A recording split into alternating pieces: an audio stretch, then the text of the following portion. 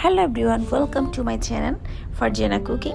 আজকে চলে আসলাম ছোট্ট একটা রেসিপি নিয়ে। আজকে আপনাদের সাথে শেয়ার করব সিম্পলি কিভাবে এই ধরনের একটা চকলেট কেক ডেকোরেশন করতে পারেন। সেই প্রসেসটা আপনাদের সাথে পারফেক্ট হুইপ ক্রিম এবং গানাশের রেসিপিটাও আমি ট্রাই করব। তো প্রথমে আমি নিয়ে নিলাম 1 কাপ পরিমাণে হুইপ ক্রিম। কেকের রেসিপিটা আমি বাই দ্য বাই বলে নিব, যেহেতু অনেকগুলো রেসিপি দিয়েছি। আমি ফ্রস্টিংটা দেখাচ্ছি কিভাবে করছি।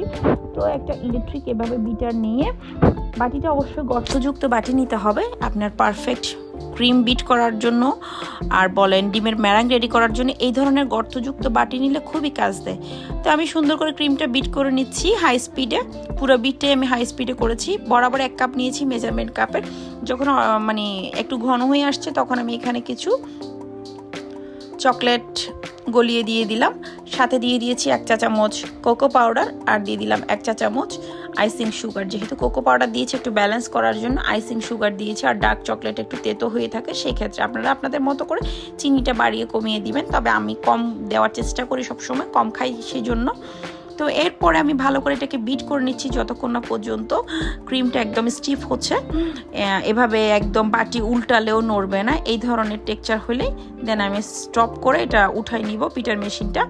এরপরে কেকটা আমি মোল্ড আউট করে নিলাম। এটা বানিয়ে আমি ঠান্ডা করে বেশ আধা ঘন্টার মতো ফ্রিজে রেখে এখন আমি মোল্ড আউট করে এটাকে আমি 3টা স্লাইস করে নিয়েছি। বোর্ডের ওজন হয় 100 সামথিং। এই যে দেখুন 102 গ্রাম। এটাকে মাইনাস করে আমি কেকটা ওজন করছি 319 গ্রাম। সো এখন এটা আমি বেক করব, এটা আমি ফ্রস্টিং করব। তো প্রথমে আমি উপরের যে স্লাইসটা আছে সেটা নিচে দিয়ে দিলাম, দিয়ে একটু হালকা সুগার সিরাপ দিয়ে দিলাম। যেহেতু এটা চকলেট ময়েস্ট কেক, তো এখানে পানি বেশি দেওয়া লাগে না, স্পঞ্জ কেকে একটু দেওয়া লাগে। এরপরে এখানে আমি ক্রিম লাগিয়ে নিচ্ছি। যে ক্রিমটা দিয়েছি, ক্রিম আপনারা চাইলে বাড়িয়ে কমিয়ে দিতে পারেন, তবে আমি অল্প অল্প দিচ্ছি, বেশি দিচ্ছি না। উপরের লেয়ারটাতে একটু বেশি করে দিব পারফেক্ট ফিনিশিং দেওয়ার জন্য। তো একটা এভাবে প্যালেট নাইফের সাহায্যে, বাটার নাইফের সাহায্যে সুন্দর করে ভালো করে আমি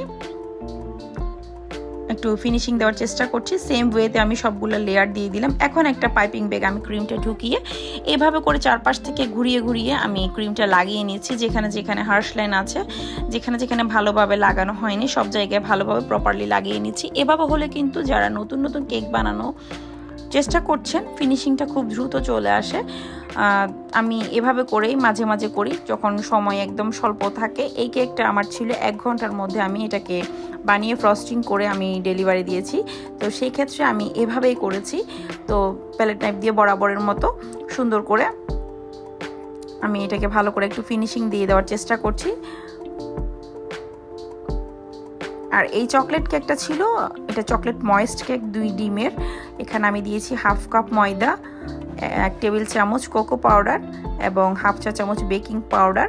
কোনো বেকিং সোডা ইউজ করি নাই। 1/4 কাপ দিয়েছি চিনি, 1/2 কাপ দিয়েছি চিনি, 1/4 কাপ লিকুইড মিল্ক এবং 20 গ্রাম চকলেট, 20 গ্রাম বাটার, 40 গ্রাম চকলেট, 20 গ্রাম বাটার, 40 গ্রাম চকলেট।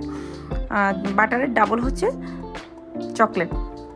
আচ্ছা, এখন আমি এখানে সুন্দর করে ভালো করে একটা ফিনিশিং দিয়ে দিলাম যতটুকু পেরেছি প্যালেট নাইফের সাহায্যে সুন্দর করে। আরেকটা স্ক্রাবার দিয়ে সাইডে এভাবে ডিজাইন করে দিয়েছি, আমার কাছে অনেক ভালো লাগে।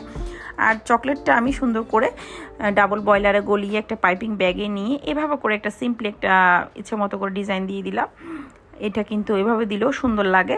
এরপরে একটা গোলাপ নজল নিয়ে পাইপিং ব্যাগে প্রথমে নজলটা সেট করলাম। এরপরে হুইপ ক্রিমটা নিয়ে আমি সুন্দর করে উপরে বড় বড় করে গোলাপ দিয়ে দিলাম এবং একটা বর্ডারে ছোট ছোট করে গোলাপ দিয়ে দিচ্ছি, যাতে করে কেকটা দেখতে সুন্দর লাগে। আর বর্ডারের যে গোলাপটা এটা ছোট দিলেই সুন্দর লাগে, আর বর্ডারটা দিলে আলাদা একটা সুন্দর চলে আসে কেকের মধ্যে।